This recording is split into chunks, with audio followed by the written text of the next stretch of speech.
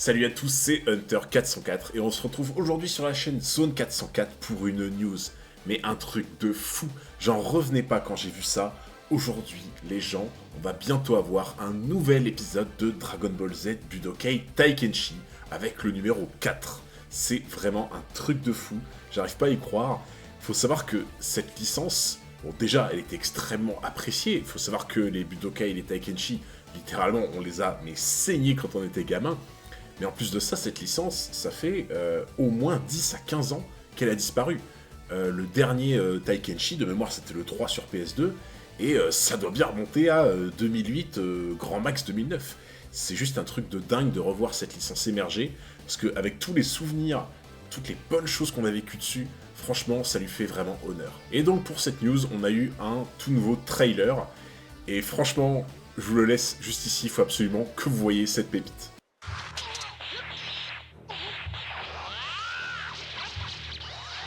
地球ごと消えてなくなれ本気で行くぞさらばもう終わりだよっしゃそれじゃあ本番と行こうかはい運命カメハメハ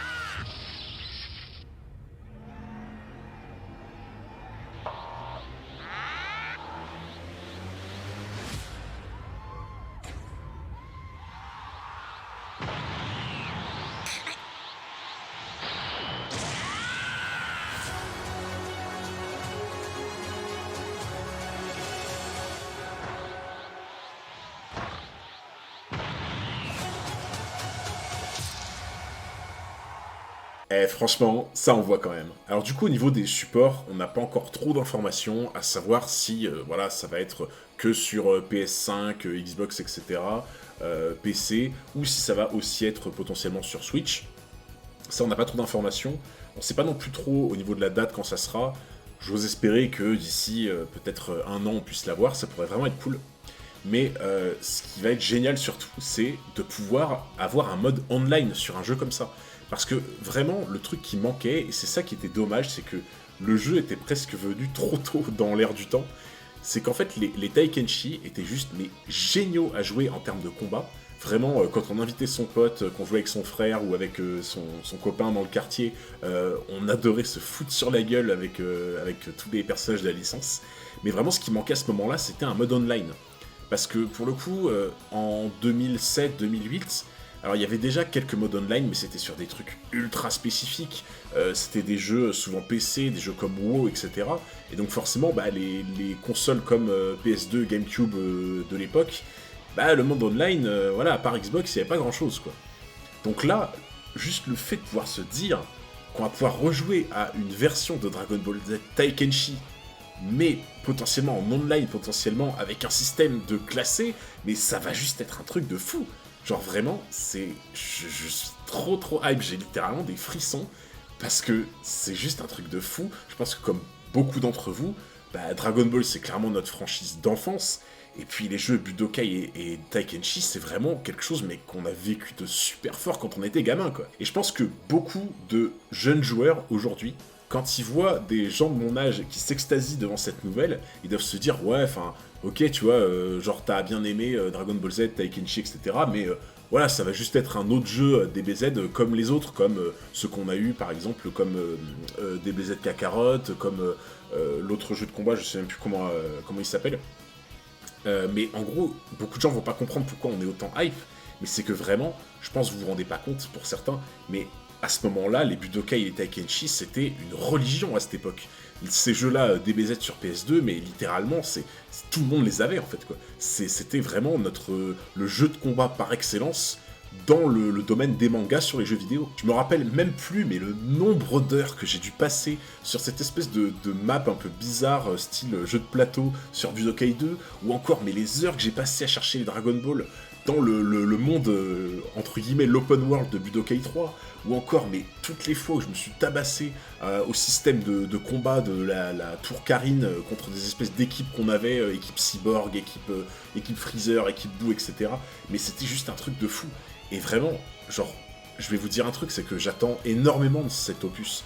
Parce que s'ils arrivent à reprendre un peu la même sauce, le même esprit en fait qu'on avait dans les Budokai et les Tenkaichi, mais qu'ils le remettent avec des graphismes neufs, des graphismes d'aujourd'hui, avec des musiques de fou, avec vraiment une jouabilité comme à son habitude, mais ça va vraiment être potentiellement un des jeux de manga de l'année, quoi.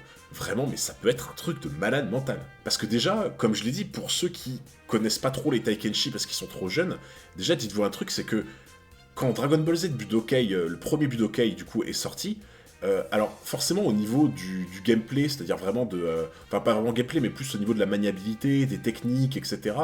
Forcément c'était le début, donc je veux dire, on trouvait ça cool, mais il y avait encore forcément des petits défauts quand on compare aux autres Budokai. Par contre, Budokai 1, les cinématiques de dingue qu'on avait avec le jeu, mais pour l'époque c'était un truc de fou. Genre, vraiment, les jeunes vont pas se rendre compte aujourd'hui à quel point, quand t'étais en 2001, 2002, que t'avais des vieux... Enfin, les jeux DBZ ou juste les jeux de manga que t'avais, c'était des jeux pourraves sur Game Boy Color ou des trucs comme ça.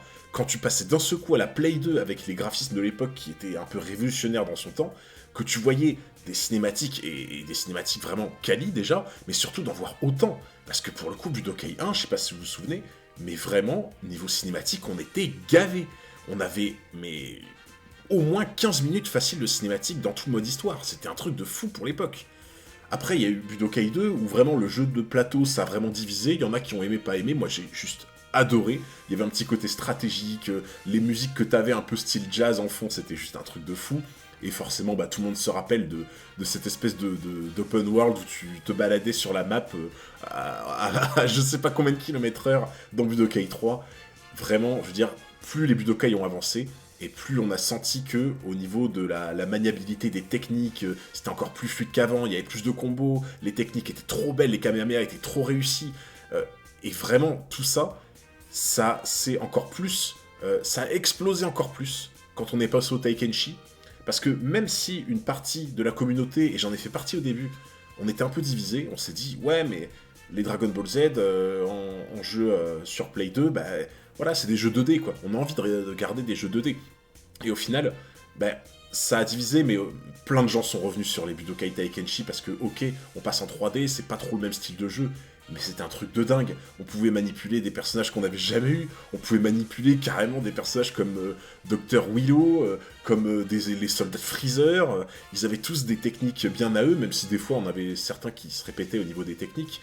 Mais le fait de pouvoir se battre avec autant de maniabilité, de pouvoir voler en permanence, de pouvoir taper des sprints, d'avoir autant de liberté dans le combat, sur des maps qui se ressemblaient clairement pas en plus, vraiment, mais pour l'époque c'était un truc de fou furieux, quoi. Et puis même le fait d'avoir ajouté la possibilité de jouer contre ou avec les singes géants, ou Slug, ou carrément des personnages qui étaient hyper grands, qui craignaient pas tes coups de base, c'était trop bien parce que aussi ça ajoutait la notion que un personnage aussi gros il craint pas tes coups de base, mais par contre il est extrêmement lent, donc tu pouvais prendre un personnage pour le contrer, etc.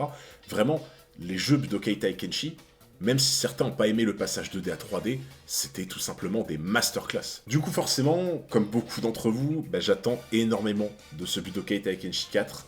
J'espère vraiment qu'on va pas être déçus parce que si pour le coup on n'est pas déçu, mais ce jeu, ça peut être vraiment la quintessence des jeux de combat en manga sur DBZ que l'on peut avoir aujourd'hui, parce que, on va pas se le cacher, pouvoir jouer à un jeu comme ça en ligne avec ses potes, comme un Taikenshi de l'époque, mais j'ai juste pas de mots. J'espère que cette petite annonce vous a plu. Dans tous les cas, n'hésitez pas à lâcher un petit pouce bleu, un commentaire, et surtout à vous abonner à la chaîne pour d'autres vidéos, que ce soit dans les mangas, sur les séries ou sur les films. Merci beaucoup pour votre force, c'était Hunter404, et je vous dis à très bientôt pour un nouveau combat.